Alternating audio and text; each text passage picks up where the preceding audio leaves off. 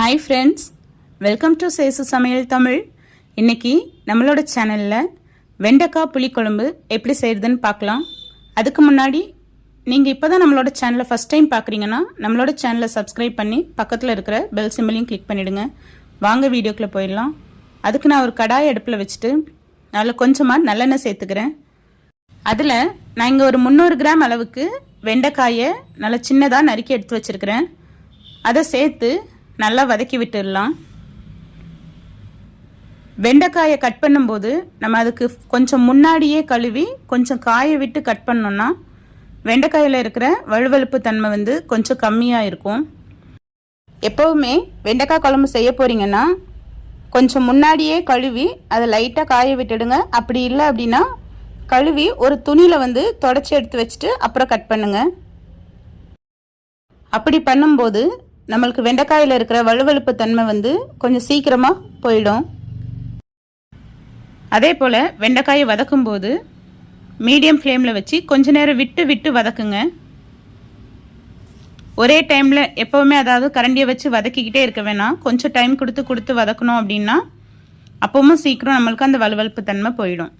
இப்போ பாருங்கள், நல்லாவே வழுவழுப்பு தன்மை போயிடுச்சு. இந்த டைமில் நான் ஒரு 2 வெங்காயத்தை நறுக்கி எடுத்து வச்சுருக்கிறேன். அதை இதில் சேர்த்து கண்ணாடி பதம் வர்ற அளவுக்கு வதக்கி விட்டுக்கலாம். வெண்டைக்காயில் இருக்கிற வழுவழுப்பு தன்மை போகிறதுக்கு முன்னாடி வெங்காயம் போடக்கூடாது. ஏன்னா வெங்காயத்துலேருந்தும் தண்ணி விடுங்கிறதுனால அது கூட கொஞ்சம் வழுவழுப்பு தன்மையாயிடும்.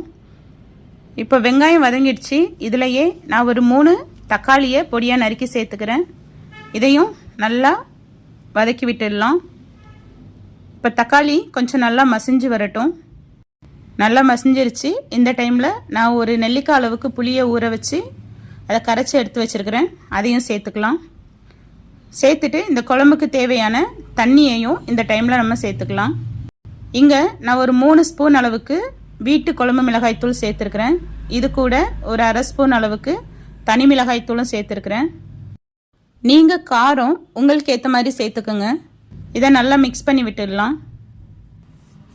இதை அப்படியே மூடி போட்டு ஒரு 10-15 நிமிஷம் அப்படியே கொதிக்க விட்டுடலாம்.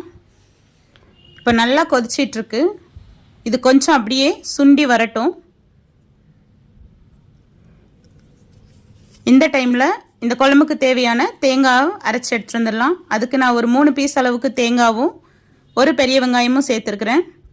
இதை நல்லா நைஸ் பேஸ்ட்டாக நம்ம அரைச்சி எடுத்துகிட்டு வந்துடலாம்.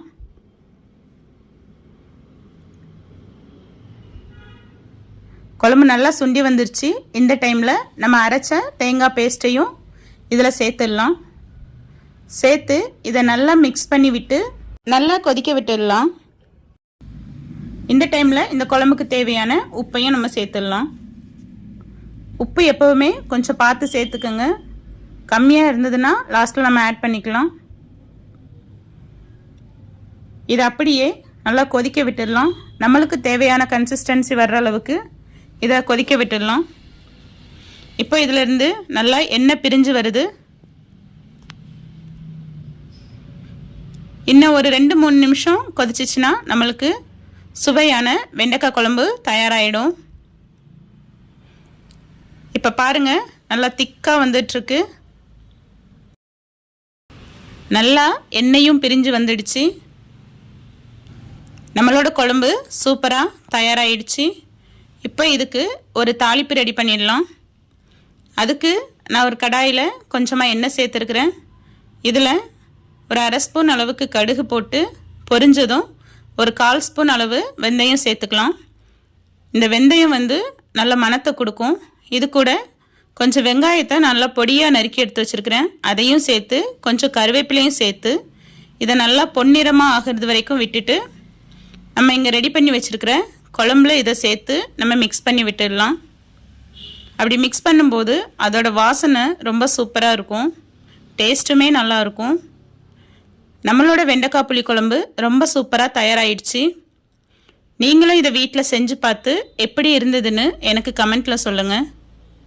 உங்களுக்கு இந்த ரெசிபி பிடிச்சிருந்ததுன்னா நம்மளோட சேனலை சப்ஸ்கிரைப் பண்ணி பக்கத்தில் இருக்கிற பெல் சிம்பிளையும் கிளிக் பண்ண மறந்துடாதீங்க. தேங்க்ஸ் ஃபார் வாட்சிங்.